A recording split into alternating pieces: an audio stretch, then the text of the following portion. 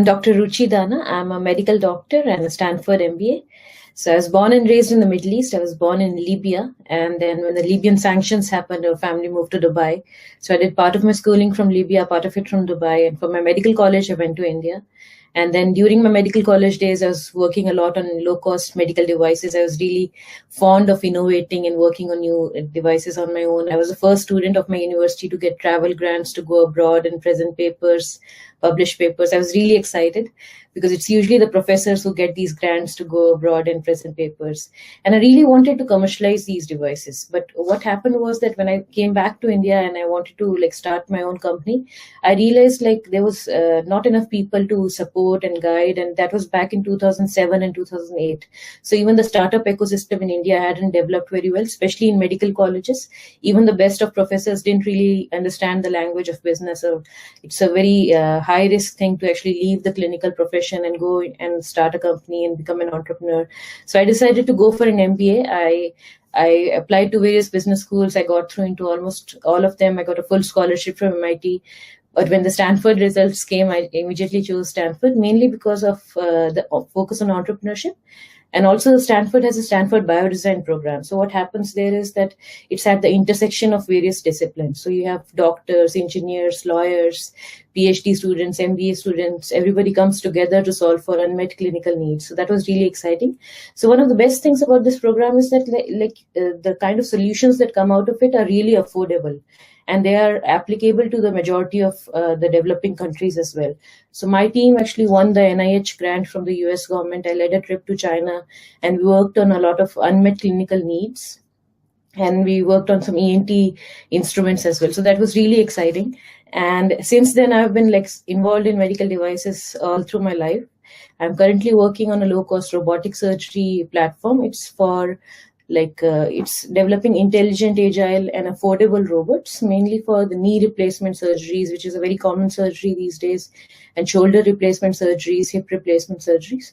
I would definitely love to talk about it, but I think today's topic is much more relevant for women. And I would like to, and since it's the month of October, I would like to focus a little bit more on women's health and how it's so important to focus on your own health. Recently, I was going through a documentary by BBC which said that around 17,000 women die each year in Pakistan because of breast cancer. And the real results is maybe more than 40,000. It's just in the documentary the reported figure was 17,000.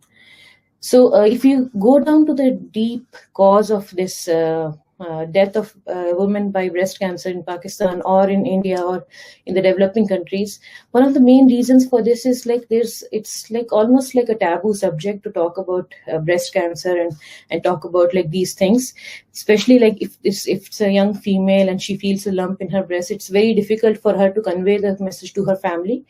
And because it's not a very open culture, and they find it very, very difficult to think about even speaking to their immediate family members about this.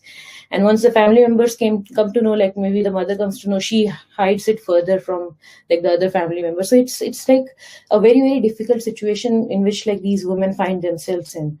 And what happens is the more delay they come across in terms of going to get medical help, the more advanced the cancer becomes. So what happens is almost maybe more than 80% of the cases are just ignored and they reach a late stage, and that's what causes a lot of burden on the healthcare system. So a lot of grief to the families, a lot of hardship to the families as well. But it's all about the culture, about how you make the culture much more open and how you make the people much more aware about their own health. So in this month of October, I'm actually supporting one NGO which is actually doing breast cancer screening in the remotest villages of India.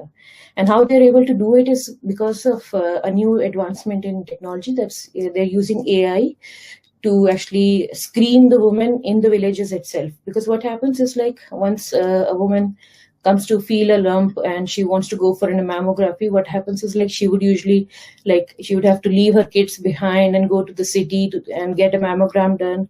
And there's a huge waiting line and she might have to stay in a hotel and all of these things are problems that people come across. And especially in villages, it's really difficult to leave your kids behind, your entire family behind, and go to the city for an entire day or couple of days and all of that. So what this startup is doing, I'll just share my screen. So that's the kind of papers and all that I worked on, the Stanford Biodesign program, how I went to China for the trip, and then I've got some good recognition and all. But I like to focus mainly on how frugal innovation is so important, because like if you can talk about all of the advancements in technology like robotics, AI, and all of that, but like if it's not for the benefit of the developing world, or if it's not for the benefit of the people on the ground, then what's it of use, right? Like you can just play with these things in the lab, but like if it's not for use for the entire like customers, like your patients or the doctors in the villages and all that, it's really of not much use. So this particular company is basically using AI for detection of breast cancer at a very low cost. How do they do it? They're using a normal laptop and they have a camera. It's a thermal mammogram, with the help of which like they can set up these like mobile units even in the mobile vans that go to the villages, or they can set it up in a small room in a village and just put the curtains and all, and it's a very private scenario, so like people feel comfortable in getting their checkups done. And with the help of this, you can actually screen women in the villages themselves. So you don't need the woman to go to the city and get their checkup done and leave their kids behind. And then like there's also a lot of taboo about this subject. So I think these are the kind of innovations that we should all support. This is a very low cost solution. Similarly, there are many other low cost solutions like this, which can actually help in like changing the entire scenario of how like healthcare happens in these countries. Because like if you talk about developing countries, you can talk about like the best of solutions, but if they're not able to reach to the end population, then it doesn't really make sense of like doing this entire work in a clinic.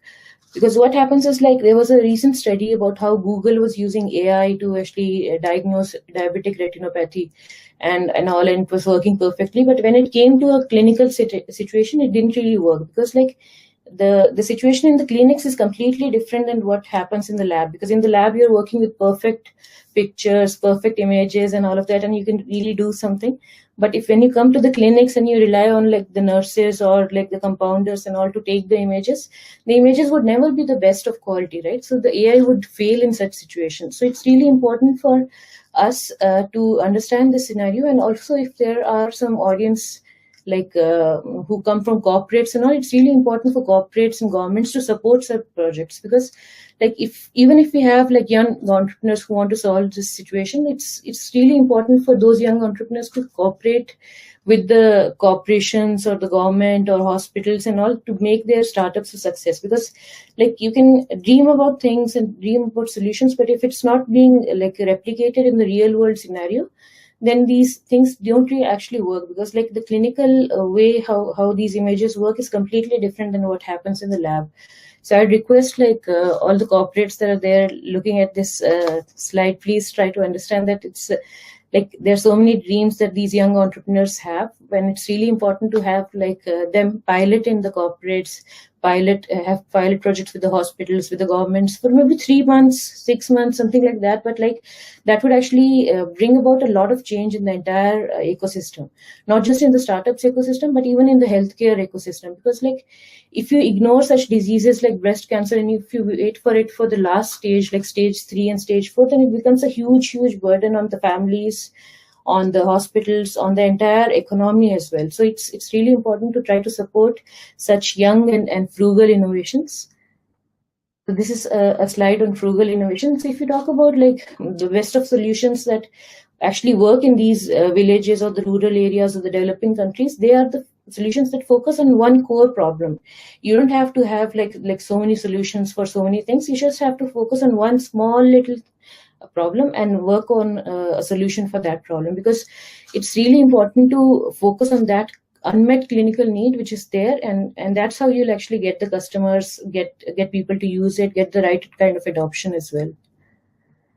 So with that, I'd like to end this presentation, that learning never exhausts the mind. If you put your mind to something and then there's nothing that can actually stop you. I was listening to the previous panel about like the productivity and time management. I think like there were some very, very good skills that were shared there. I would ask everybody to actually focus on those skills, because like that actually brings you a lot of change in your lives.